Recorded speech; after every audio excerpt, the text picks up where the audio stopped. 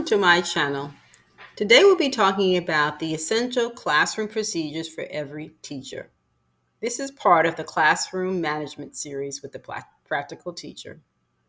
In my last video, I discussed the essential principles for establishing good classroom management, the 4 C's of classroom management. This video will cover the essentials of classroom procedures, entry and exit, classwork, independent learning, groups, and contact with communication.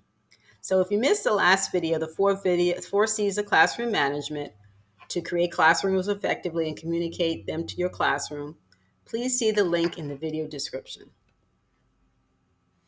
So the 5 must-haves of classroom procedures. First one we're going to talk about is entry and exit. So before we talk about entry and exit, let me just give you a little background about the purpose of having an entry and exit protocol. One major thing that we are dealing with in schools, of course, is safety. So by having an entry and exit protocol, you can ensure the safety and security of your students in the classroom environment. Once the students are in your classroom, as a teacher, you're responsible for those students. You're responsible for their safety and security as much as in your hands that you can possibly ensure. You also want to have this protocol in place because it sets up expected behavior for students, and it also sets the tone of your actual classroom. So every procedure that you actually accomplish or model for the students, it eliminates management problems that you could have down the road. So when you decide on your entry and exit protocol, things that you want to consider. What is the school policy at my school regarding students in hallway? What are some of my established rules that I already have in place in the classroom? What are my preferences? And of course, what is the age and grade level of the students? So every student group is not the same. Even if you have students, I teach high school, even if I have students in the same grade level, within classes across the board, some students are more responsible than other students. So for example, in my school, the procedure is that the first 15 to 20 minutes of the class and the last 15, 20 minutes of the class, no students should be in the hallway. The principal wants to ensure that all students are in the classroom. They're not wandering the hallways, creating havoc or missing out on student learning. So every school has a procedure. In my school, you would also have to have like a yellow pass to be in the hallway. So there's always a procedure in schools. You just have to make sure you're aware of them so then you can also mimic that as part of your procedure in your class. Some of my examples of my entry and exit protocols have included, of course, students should be in their seat when the tardy bell rings. Students should sit in their assigned seat, of course. Students should also, if they're late to class, they should come to class with a yellow pass. If students leave the classroom, they should also have a hall pass to leave the class for any reason. And students should remain seated until dismissed from classroom. Another protocol I want to talk about is classwork. So keep in mind again, what is the purpose of classwork? Purpose of classwork, of course, is the application of a skill, application of a concept that you're teaching students, supporting and reinforcing their actual learning, identifying areas of concern, maybe also ways that you can clarify their learning by providing that classwork. So when you decide on classwork, of course, you need to, of course, consider your learner. What kind of engagement are you trying to have for your learner? How does that classwork align with the skill that you're trying to get across to them? How are you going to review and check that classwork? And then how does this provide the next steps for the student learning? So let's talk about a couple of things. Engagement of learner. If it's classwork, and for me, classwork is done in class. It's not homework, it's classwork. It's in class because it really is an independent assignment for me to assess and work on areas that I see students need reinforcement with. Also, classwork is available, I'm available for students for assistance by providing this classwork. So students have questions, they can ask the teacher. It's not like if you get it wrong, you're in trouble. It's really for them to be practicing the skill that we're actually learning. Another procedure that I have, protocol I have for classwork is that I don't accept partial classwork. So if we're doing an assignment and you do half of the assignment, I'm looking for completion. So that's another procedure I have in place for my classwork. So when you create classwork, and I'm not saying what some people call busy work. I'm trying to find something that is meaningful to the students so they can be engaged in their learning. Also, at the same time, assessing where they are in their learning. Independent learning protocol. So remember now, independent learning. What is the purpose of independent learning? The purpose of independent learning is to have learners control and more ownership of their learning. See, when I'm doing classwork, I've taught a skill, I've discussed it with the students, I'm getting them now, learning them to apply that. It is more centered on teacher direction. Independent learning is more centered on students developing and learning for themselves. So here you might encourage, of course, students developing their own research. Students learn how to regulate and direct their own learning, evaluate what they're learning, decide on where they need to go back for reinforcement or maybe some area they didn't understand. It's a lower involvement of the instructor or the institution into the student's learning. Why is this important? You want to keep in mind that if it is independent learning, how much time would that student really need to accomplish that task? What are the skills that you are trying to develop to accomplish this? What skills do they need to accomplish the actual assignment? And what is a student's level and ability? So in my school system, we have, honors classes, which are advanced learners. We have students who are in the regular class, which is the, average student. And then we have students, of course, that might have special accommodations that they need.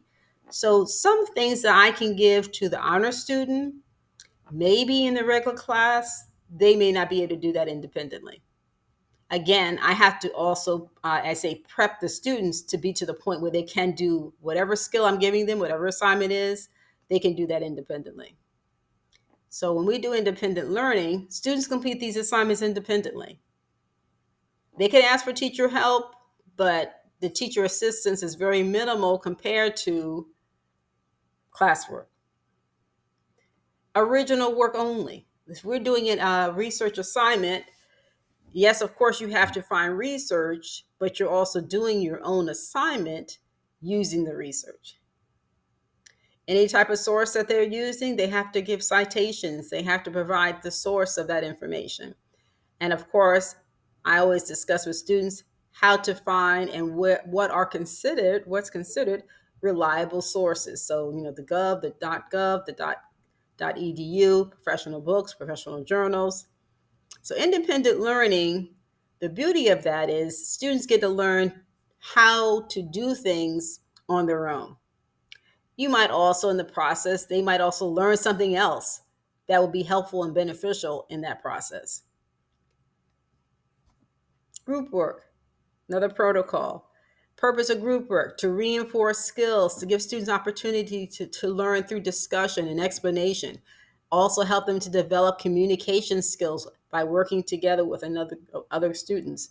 It contributes to the student learning, it helps to retain their information, and it also provides future learning that the students might be engaged in. Group work provides a positive group experience for students to basically prepare them also for the professional world that they're entering. Points you want to consider when you do group work: how are you arranging your groups? So as I said in my 4 C's of classroom management, I have assigned seating. So when I have actually created that assigned seating, I have kept in mind how I want my groups to be arranged. So when I say we go to groups, I don't have to have my whole students get up, rearrange the whole classroom. I literally just say, okay, everybody's going to turn their seats facing the group members, and we can start. Preparing students for group work. So you want to set in place for them some of the rules and expectations that you have. In my student series, textbook series, they actually have little videos the students can watch to understand what is my role when I'm working in a group. And then I want to, of course, mention accountability, student versus the group. So even though the students are all in a group, I usually sit groups about 3 or 4. Every person in the group is accountable. So students get individual grades. At the same time, they also get a group grade. So some examples of group work might include a research project that the group works together to develop a project. Students might also pick a project from an assigned project sheet that I have based on maybe a piece of literature that we're discussing. It also provides, you can also do like problem solving type of projects, or you can have students do like a creative interpretation of a particular topic to demonstrate their learning. So group work, I want to say a lot of students actually don't like group work because group work means now I have to work with other people. I can't do it my way. Group work allows them to negotiate that process. And the last protocol that I want to talk about to you is what I call contact with students, student and parents. So the purpose of contact, of course, is to communicate. You're doing a communication of your class. You're supporting the learning, academic learning of students. You're helping to develop a support system for the student. You also are providing professional knowledge and feedback for the parents who are supporting the students' learning and their growth in your classroom. Points you want to consider. The situation that you have in communication determines what type of communication you actually should be using. If the message that you're trying to communicate to the parent is this long email, then that probably be a better time to call the parent or have an in-person meeting. You want to consider, of course, the actual situation determines even what type of communication you're going to have. So your message and your situation determines the form of communication that you would have. And then, of course, you have to consider the pattern or history of that student in your classroom. So if you have a student who's always engaged, they're talking to you, asking about assignments, maybe contacting you through email, asking a lot of questions, it might be a very different communication you have to have with their parent because that student has been very engaged. Some examples I want to establish with my students, of course, is a net etiquette guideline. So if my students are allowed to email me. If a student is emailing me, modeling to them what I expect to see, your name, your class period, a greeting in the email. I would establish that with the students before I actually allow them to email me. Keep in mind, there must be a response time. And most of the times, like in my school has a certain amount of time that you have to respond to a parent contact. So you want to also adhere to that. And keep in mind that if you have an in-person meeting, when I have an in-person meeting, I always invite a third party into that meeting. It might be a counselor. It might be another teacher in my department. It might be, a colleague that also has had that student in that class, English class, environment.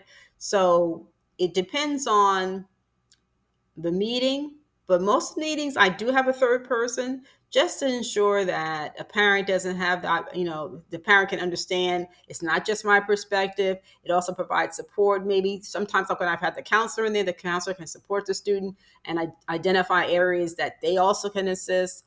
So I always keep my meetings open to having another professional in that meeting with me so the discussion doesn't just get centered on maybe one area. If it's other teachers also that might want to have a meeting, sometimes I send an email out and say to the other teachers that I was meeting with this parent. And it makes it easier also for the parent to then hear the conversation amongst all the teachers as opposed to coming out individually, each student, each teacher. So this concludes my Essential Classroom Procedures Classroom Management series. Thank you.